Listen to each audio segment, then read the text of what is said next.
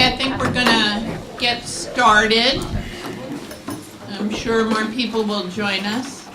My name is Rena Steinzer, and I teach law, contracts, and administrative law here.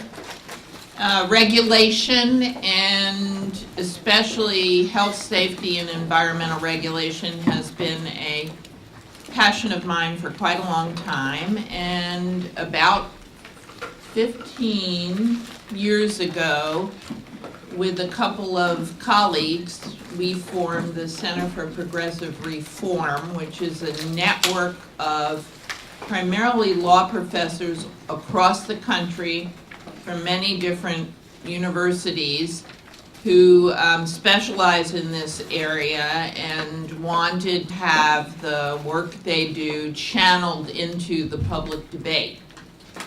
And the luckiest thing that ever happened to us was that we got a little bit of foundation funding, and we hired the two men who sit on either side of me. Matt Schutz is the executive director of the Center for Progressive Reform. He works full-time. He's a 2007 graduate of Maryland Law. And to my right, which is not the right place for him to be, he should be 3 places to the left, is James Goodwin, a 2006, 2007 graduate of Maryland, who also has a master's in public policy, and he is CPR's leading analyst on regulatory issues. So without further ado, they're going to talk for a little bit, and then we're going to open it up and see what you have to say. This topic, of course, is President Trump and his concerns about regulation. Thank you, Rena, and thank you all for coming, for the sandwiches and the sideshow that goes along with them. Before we get started talking about Trump and deregulation and what that means for us and the rest of America, I wanted to take a moment to reminisce for a second, because as I understand at least, one of the reasons for these anchor series is to give students an opportunity to envision something maybe different to do with a law degree, and that's what I think James and I do. We have a lot of our classmates are in law firms and things like that. Neither one of us ever did that. We went straight into the policy world. And what enabled at least me to do that were some of the amazing experiences that I think are unique to University of Maryland Law School. All the experiential learning opportunities that are here. Two of which, I did a number of them. Two of them I want to mention briefly because they were really, really important for sort of public interest advocacy. One, the Environmental Law Clinic, which I think, Rena, did you start it? You were the first director? No, I was the second. Okay, well, in any case, regardless of the director, it's an amazing clinic, and there were a couple of projects that I worked on that were really interesting because it gives you a sense of like the long haul from finding a problem in society, coming up with a solution, and then ensuring the solution is actually carried out. And so we did this like really deep dive into like integrated pest management at schools in Maryland. We did a project on startup shutdown and maintenance requirements for coal-fired power plants. And all of this was like, we were reviewing all these records in dusty file cabinets, which didn't exactly feel like Perry Mason law, you know? But it was really important. We saw the impact, maybe not like while I was in the clinic, but within a few years afterwards, that coal plant case, I think, was the reason for major changes at a Morant Energy facility in Maryland and a couple of other places. And so what it helped me understand, which again I think is unique to these experiential learning things, is that there's a lot that goes into every case that's in your casebook, and you can learn a lot about all of those steps along the way by doing these things. The other one was working for Rena. Rena and a number of the other professors here do a lot of on-the-ground, front lines work to make the law work for the public interest.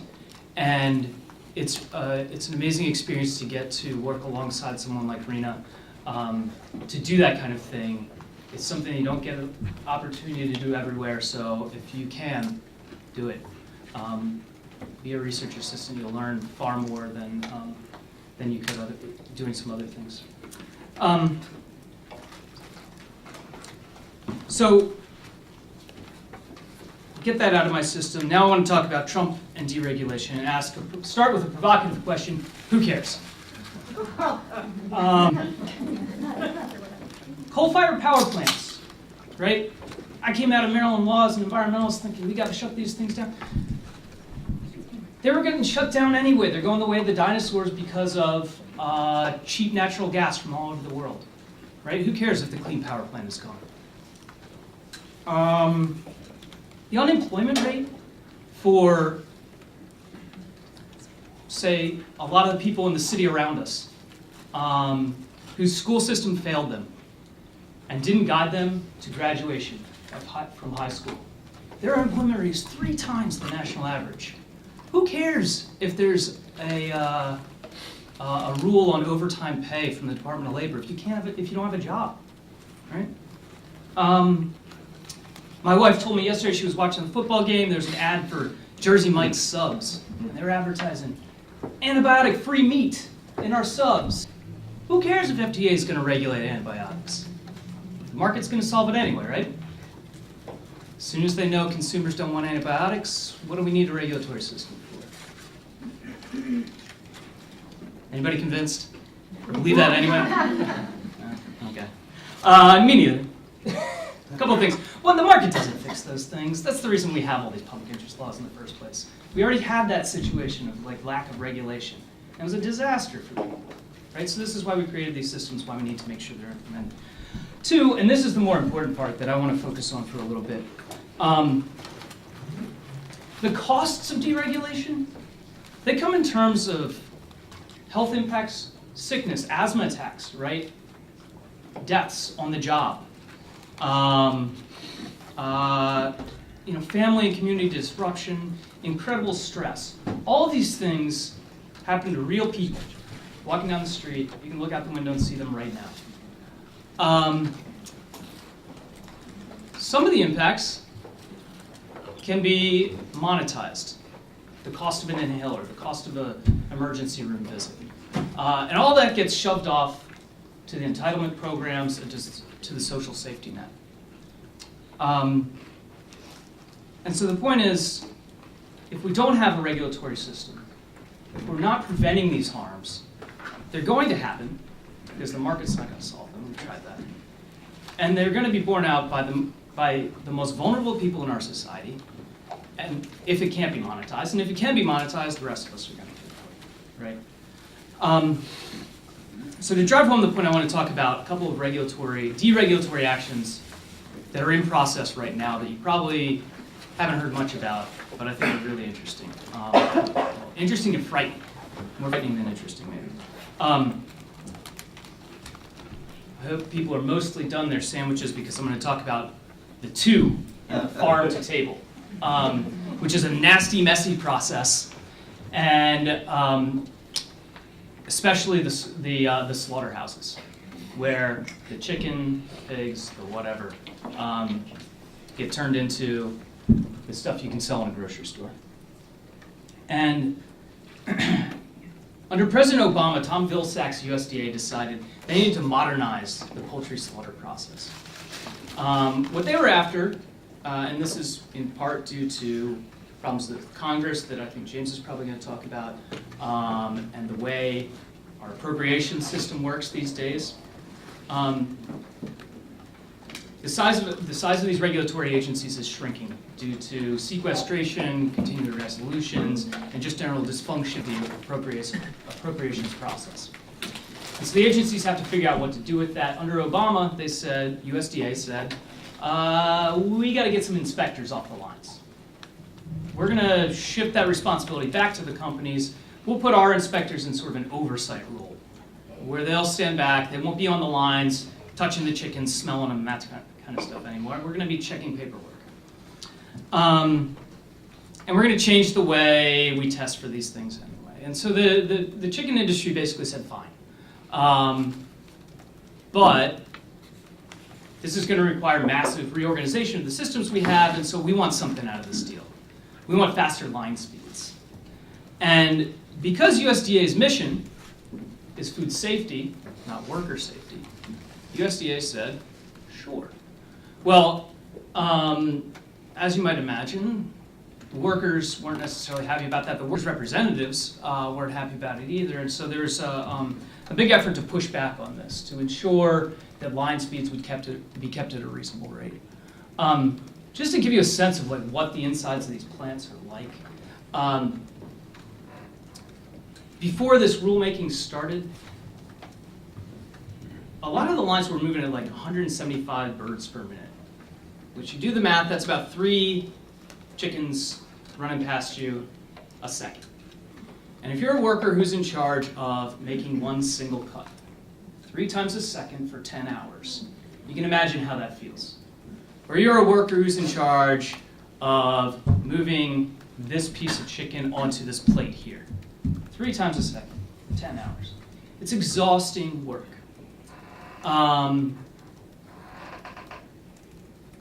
There are major ergonomic problems because of the way the system is set up, which we'll get to a Congressional Review Act story about that in a minute. A lot of the workers are immigrants, women, refugees, people in rural communities whose only opportunity for a good paying job is at this plant, right? And so they don't feel they're able to stand up and say and demand changes to the workplace. So they rely on public interest advocates to be their voice. I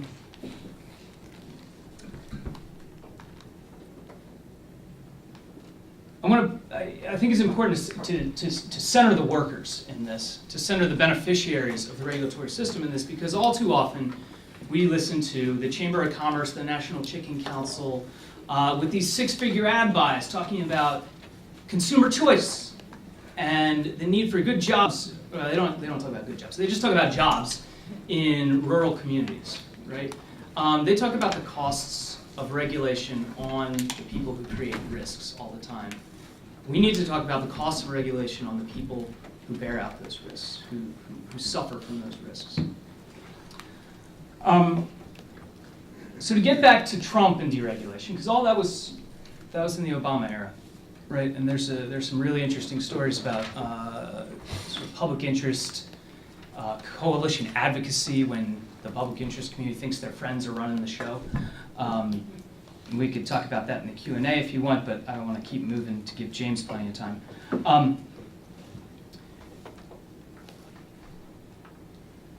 2 things are going to happen related to this in the coming probably 6 months or a year.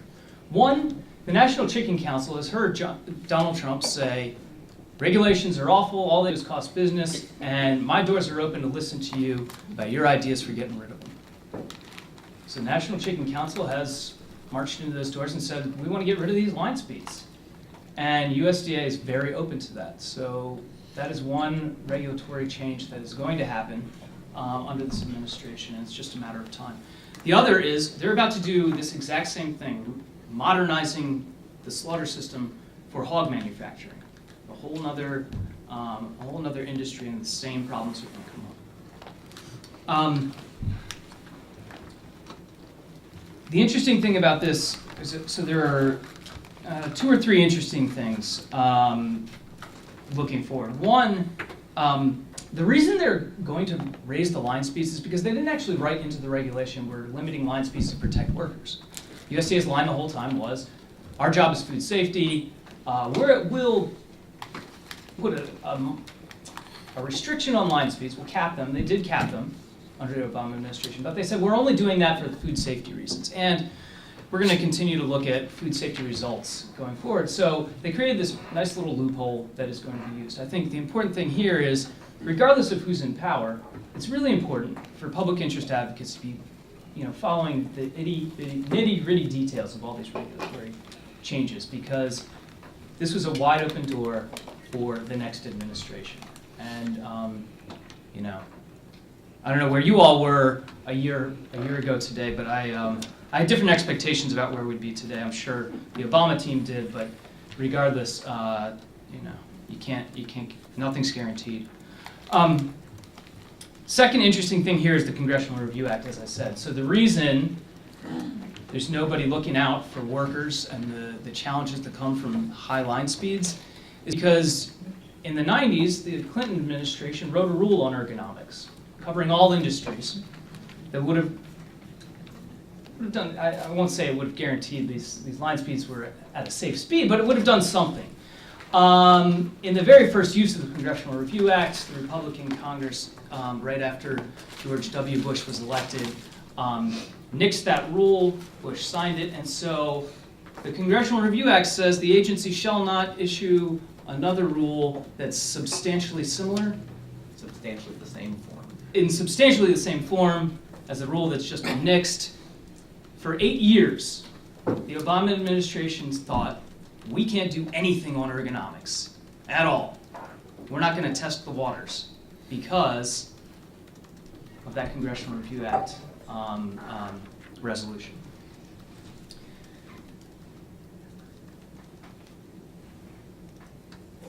I guess the last point I'll make is that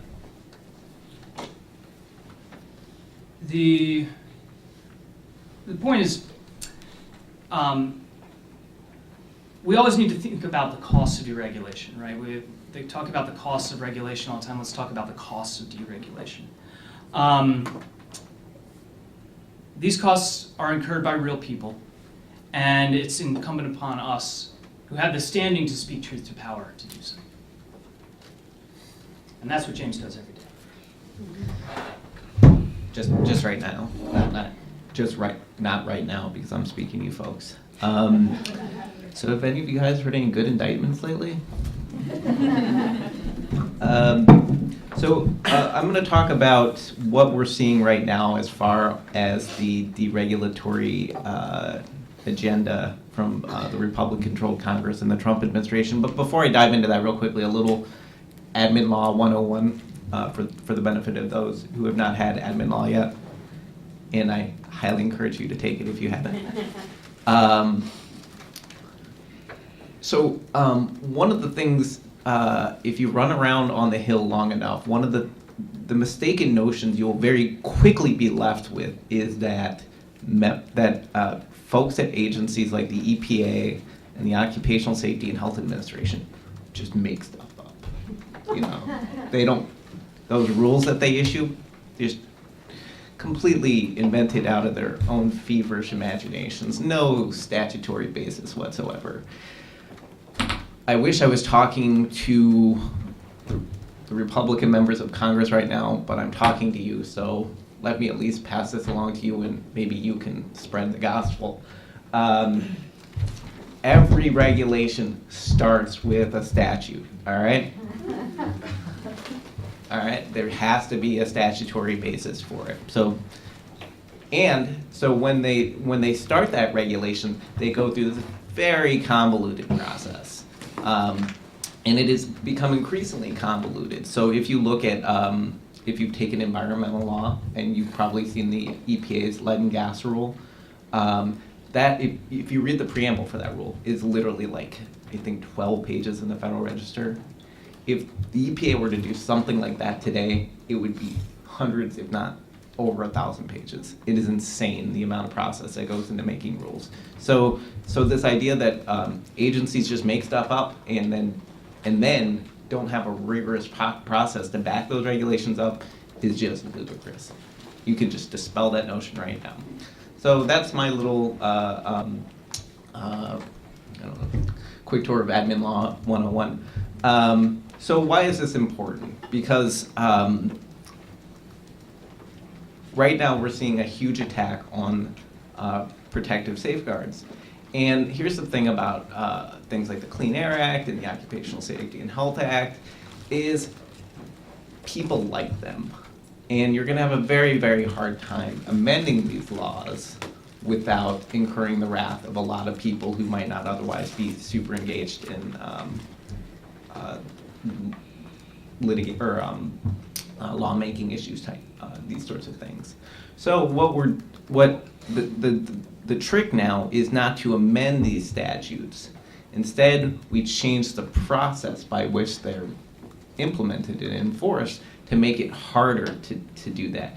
And we use fancy neutral sounding things like economic considerations, small businesses. They're now talking about protecting or doing what's right for workers as a basis for stripping down regulatory safeguards. That's the new innovation.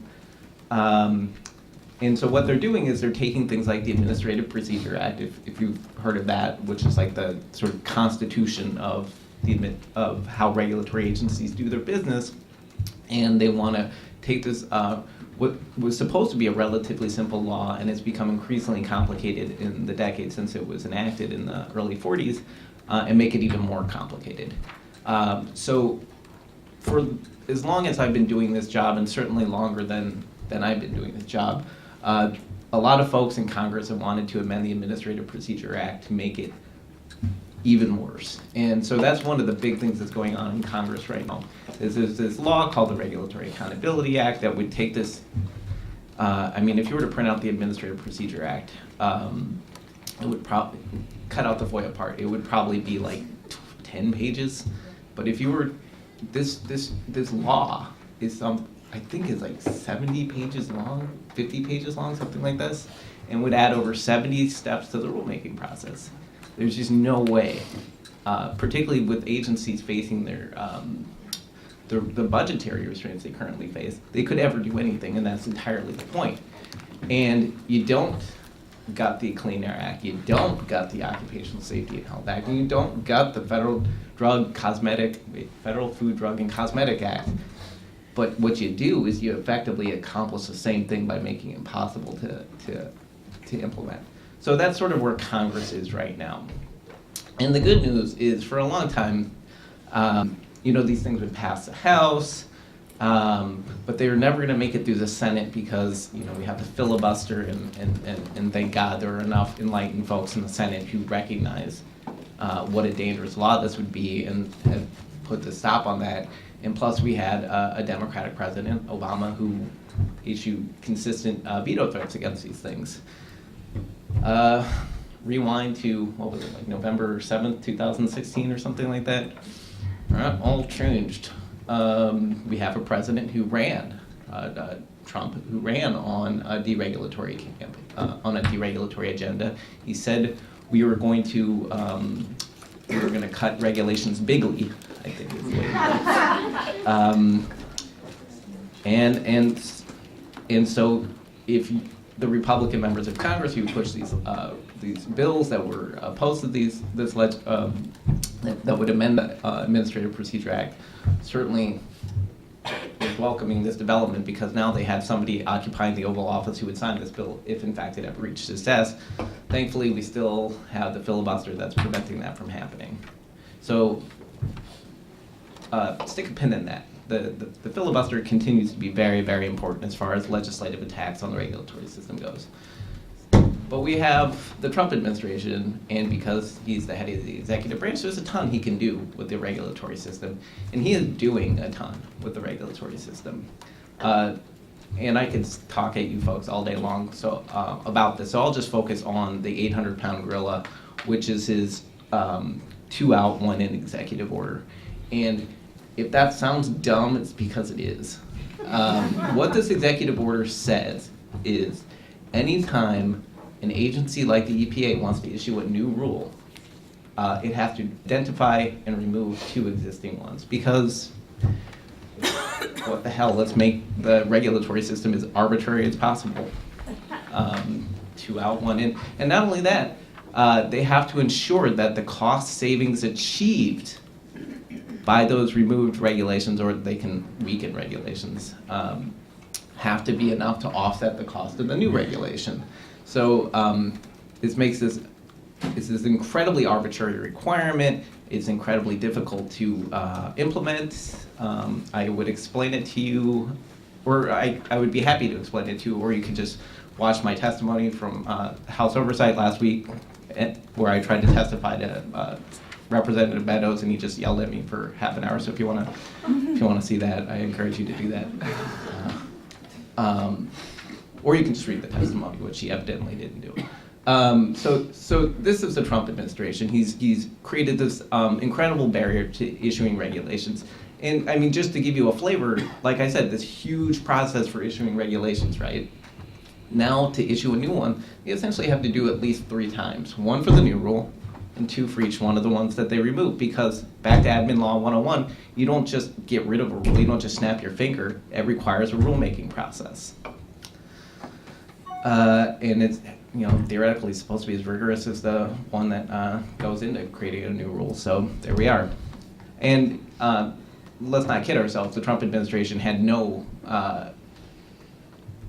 was not planning on issuing new regulations anyway. But this executive order gives them a pretty convenient excuse for doing nothing and sitting on their hands, which is exactly what they're doing. So that's the Trump administration. Now let's talk a little about what happens when Trump and Congress get together and do bad things. So there's not a whole lot that they can do, like I said, because of the filibuster. But there are a couple of ways that Congress gets around the filibuster. One, as Matt alluded to, is the Congressional Review Act. Have you guys heard of the Congressional Review Act? Okay, so what happens is when an agency issues a rule, there's a limited review period, and Congress can review that rule and then by a simple majority vote, so no filibuster, repeal that rule. There's other things going on there too. For example, no hearings. It caps floor debate. All right. This bill is sold as about congressional oversight, and it literally caps floor debate on these resolutions to 10 hours. I wish I could find that to you, but it seems inconsistent to me. No hearings, no amendments, and there's the bill has to be written a very particular way, so there's no conference committee. So all these things that make Congress supposed to look at things carefully are carefully extracted from the whole legislative process, all in the service of expediting this resolution to repeal a recently finalized rule. And then on top of that, as Matt alluded to, there's this thing that we call the salt the earth provision. Anytime that a rule is removed, an agency is forbidden from issuing another rule in substantially the same form. I've talked to the guy who wrote this law, a fellow by the name of Todd Gaziano. He doesn't even know what the hell that means. He has no idea. None. Nobody knows what that means. And he's comfortable with that. Is the most is the worst part. So here we are. So we have one example of OSHA not doing anything on ergonomics, which, as I understand it, is the single largest occupational safety and health issue we face as a country today. And their hands are literally tied. They can't do a thing about it, or at least they perceive their hands as literally tied. And that's bad enough. So that's one way that they're getting through this. And this law had only been used once before, in 2001 for this occupational safety and health rule on ergonomics. And since the Trump administration started, it's been used 14 times to repeal Obama-era rules.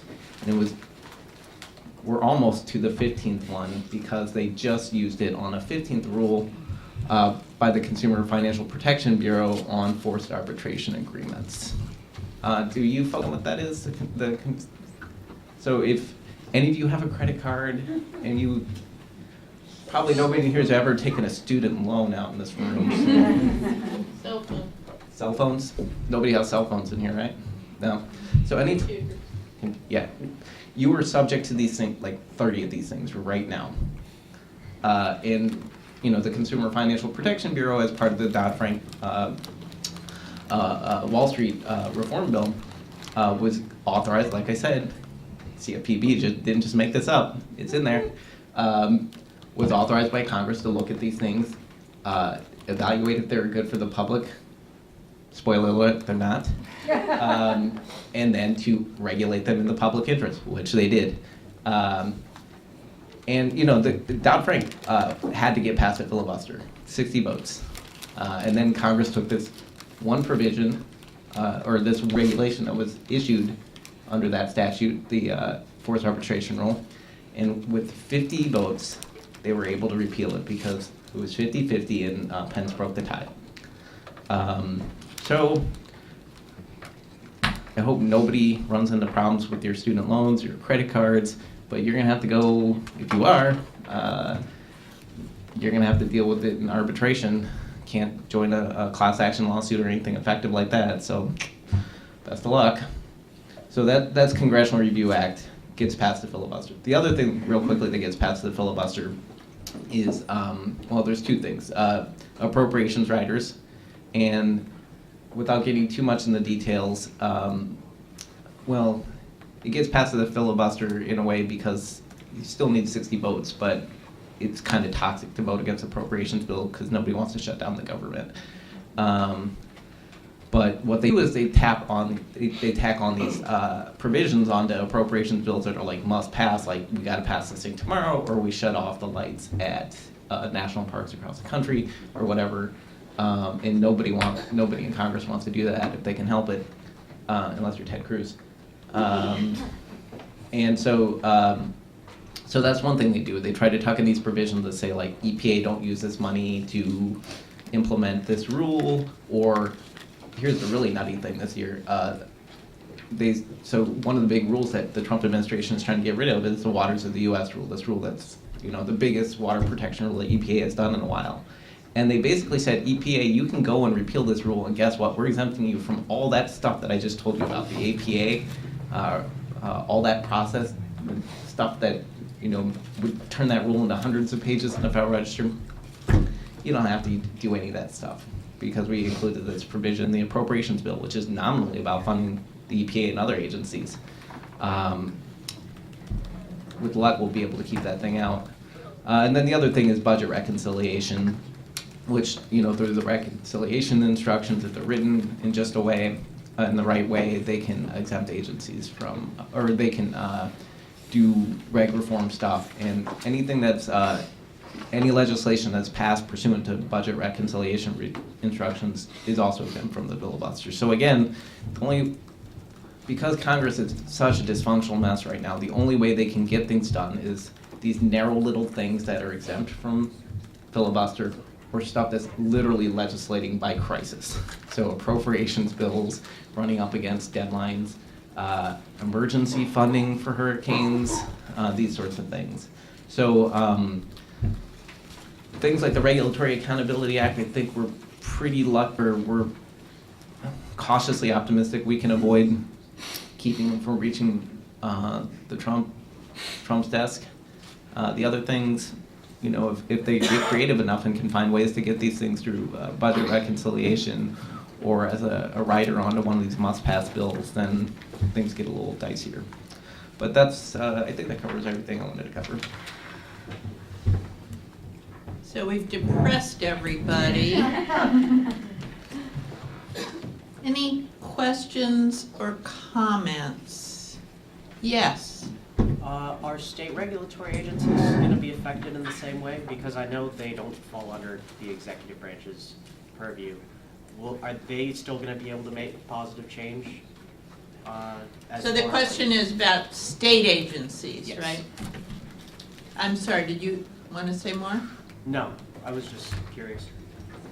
So I have one quick thought on that, which is that many of us in the public interest community hope that the states will pick up the slack. And we see some evidence of that in some of the aggressive actions by, for instance, our Attorney General here in Maryland, who's teamed up with attorneys general across the United States to fight back against immigration reform and some environmental rules and other things.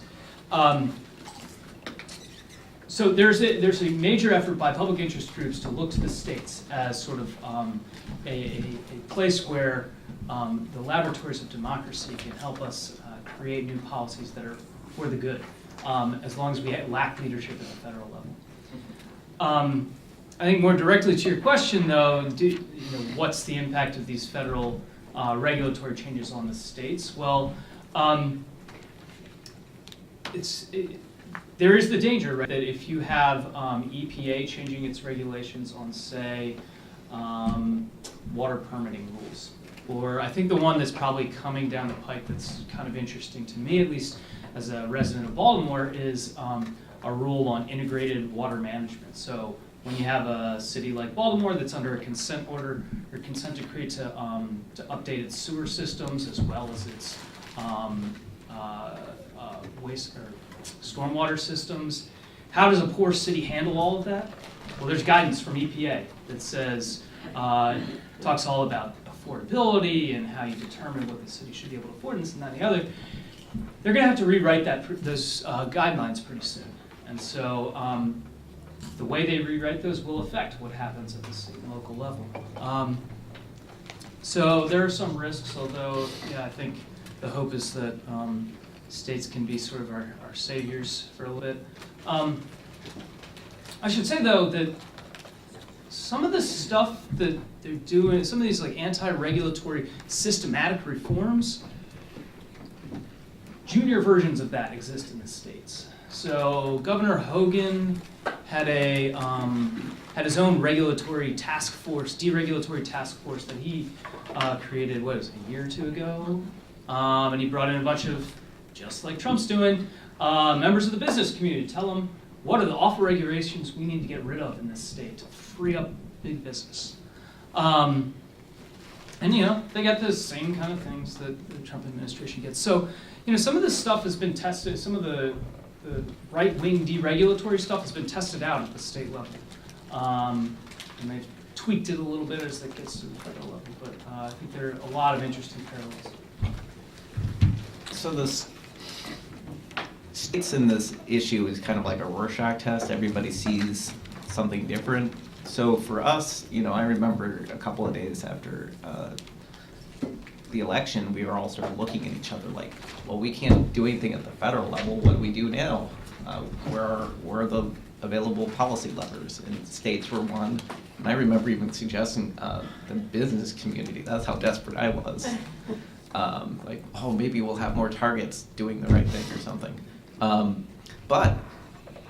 So for some of us, we're looking at the states and local government as, a beacon of hope. But then, you have folks like EP Administrator Scott Pruitt, who have also taken a similar view. And one of his big, the planks of his reform platform at EP is devolution back to the states for environmental protection. This idea that, people closer to the ground will know how to do protections better. It's deceptively appealing. The thing is, some states are very good and some states are not good. And frankly, the level of protection you enjoy as a citizen of the United States should not be determined by your zip code or what state you happen to live in. And that's what federalism in the environmental context, in the worker health and safety context, is all about. And so that sort of cuts that out at the knees. The other thing is there's a lot of where states get their resources for doing this stuff is from the federal government. So, for example, at EPA, they're basically just a conduit for money to the states for implementing these things. So when Trump cuts the EPA budget by 30% like he wants to do, it's not EPA headquarters that feels the brunt of that, as state agencies. And then the third point is there's a lot of efficiencies that come through doing stuff at the federal level. We don't need 50 different laboratories assessing whether arsenic is poisonous. One federal agency should do that, and then everybody can protect us from arsenic at that level, So when EPA gets gutted in that way, it sort of creates these inefficiencies because they're running around reinventing the wheel 50 times, they're not able to do affirmative protection stuff. I would just add that the one bright spot is California. And California is either, depending on who you listen to, the 6th or the 8th largest economy in the world.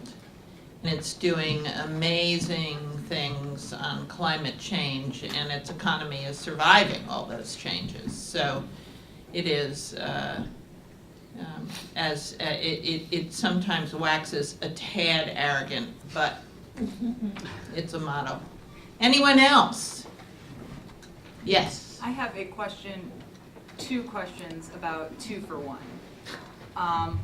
The first is, are agencies actually going for 2-for-1, or was it just a fun thing for the president to sign?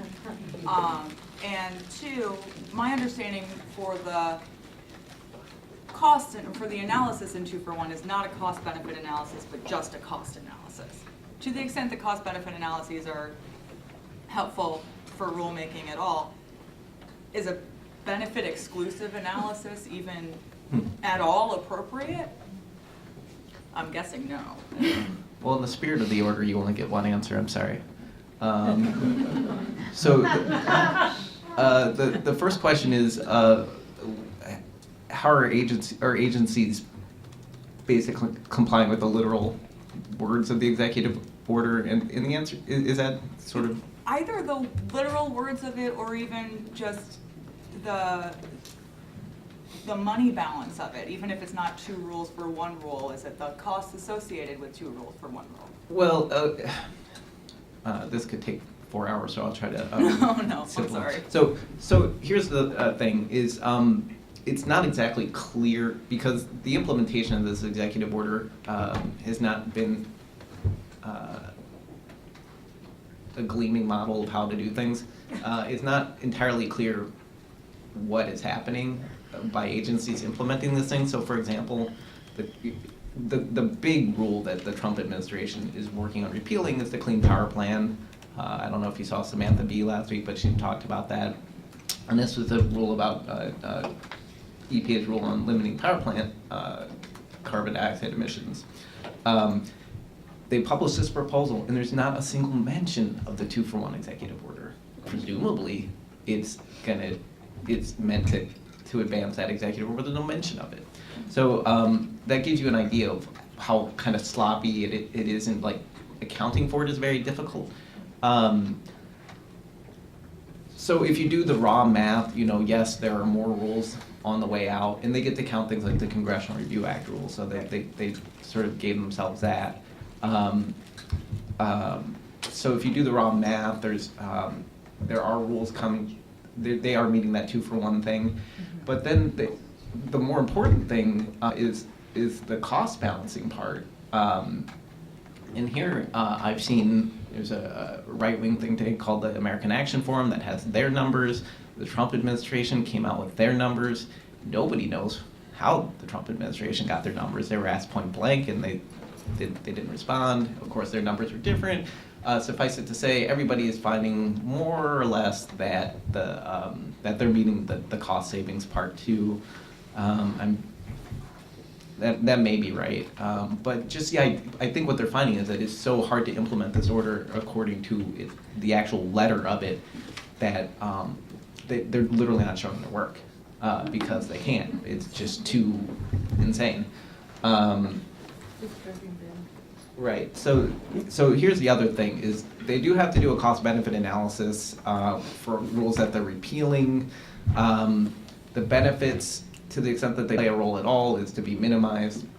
So that's been the big controversy with the Clean Power Plan rule and the Waters of the U.S. rule, methane rule. But it does. I mean, to the extent that benefits play a role in this analysis at all, it's so to show that these repealed rules do in fact pass a cost-benefit analysis test. So this is mostly for public relations purposes, press releases, but it is the cost. The costs are the operative part of this because, as you indicated and as I suggested before, it's all about achieving that cost balance of the rules that are being removed and being replaced. And that's not easy. So for example, like with most rules, the biggest part is like upfront investment. That's like 80 or 90% of the rule. And for an existing rule where industry has already met that, you only got like this relatively paltry annual implementation challenges. So now they have this very small rule that they're repealing, and they got to replace it with a big rule. And needless to say, they're doing a lot of creative math, to put it euphemistically, to achieve that balance.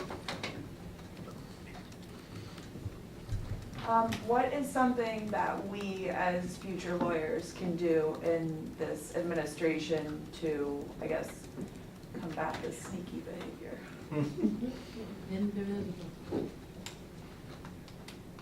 Yeah, the Indivisible Guide was really interesting, right? I don't know, how many people read the Indivisible Guide when it came out? Okay.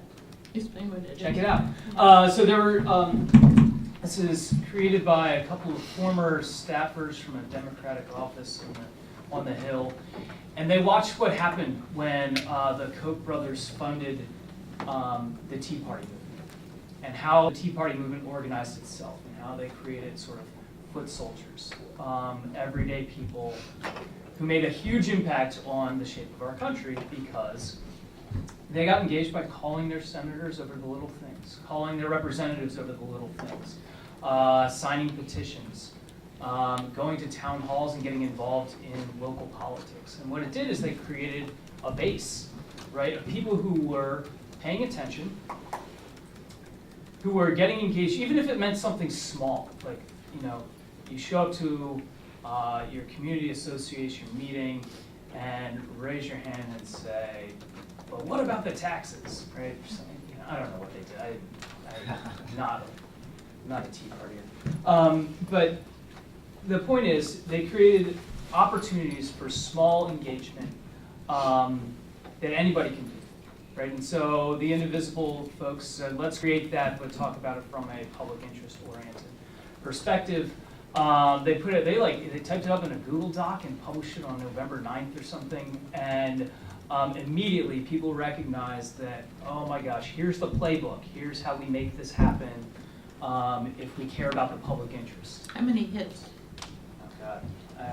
I mean, it was like hundreds of thousands of hits within a week, and immediately the powers that be on the left that had some money helped them create a nice website for it and get it pushed out, and then there were indivisible chapters in every city, and I don't know if anybody here, probably not if you didn't read the guide, went to the first meeting here of Indivisible. There were 8 chapters within the city of Baltimore before the whole thing got started. So there's just like this immense interest in getting engaged, and I think doing those little things is really important because it gives you a sense of just how the system operates, and allows you to do it on the amount of time that you have, I imagine, as a student.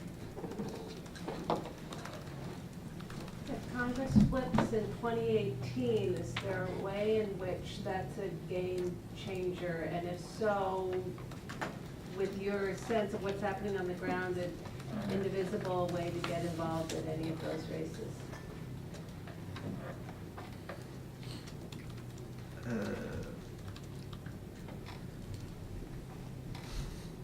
They're halting because we're in Maryland. Yeah, I mean, I think so. I mean, I think part of why we on the left on these issues have gotten our clocks cleaned on the issue of regulations is because it's not something we really recognize the importance of in a way that, I mean, right? Opposition to regulations is the one thing that every component of the right agrees on. Doesn't matter if it's the Tea Party or the Chamber of Commerce or centrist corporate interests. They all agree that regulations are bad. Whereas there's no real cohesive sort of opposition to that, from the center or the left. And so to the extent that something like Indivisible is able to promote that kind of understanding of why regulations is so important, and it's hard, I just thinking of my own Thanksgiving meals with my family, and they're like, what do you do? And I'm like, I support regulations, and I'm like, well, let's not eat, why do you do that?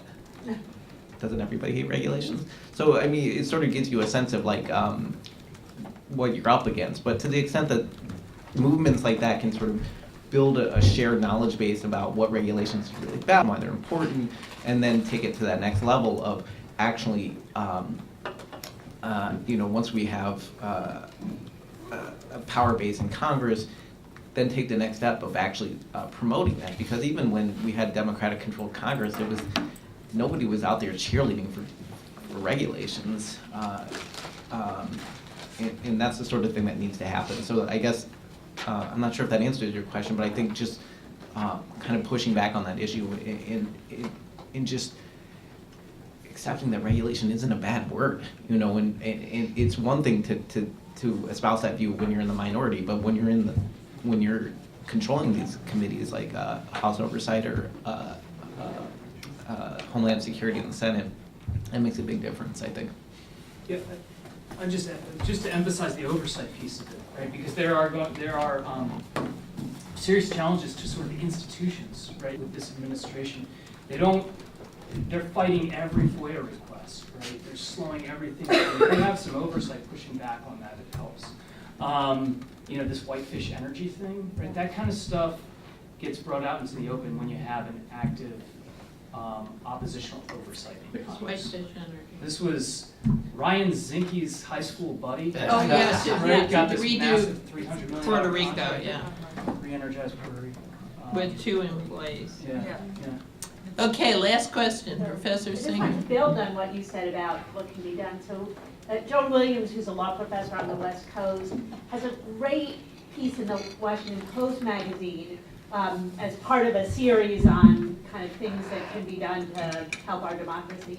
Her suggestion is that people literally make podcasts and videos celebrating all of the good things that regulation gets us. So things like, I get up in the morning and get in my car to go to work. Thank you for the highway system.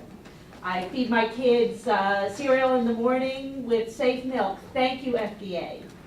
And, kind of taking your suggestion about if, regulation is what gets us so many of the good things that we really value.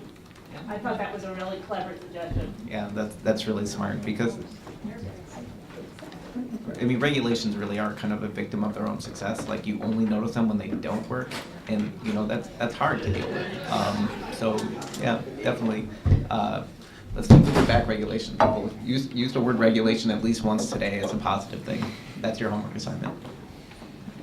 Thanks very much. We really appreciate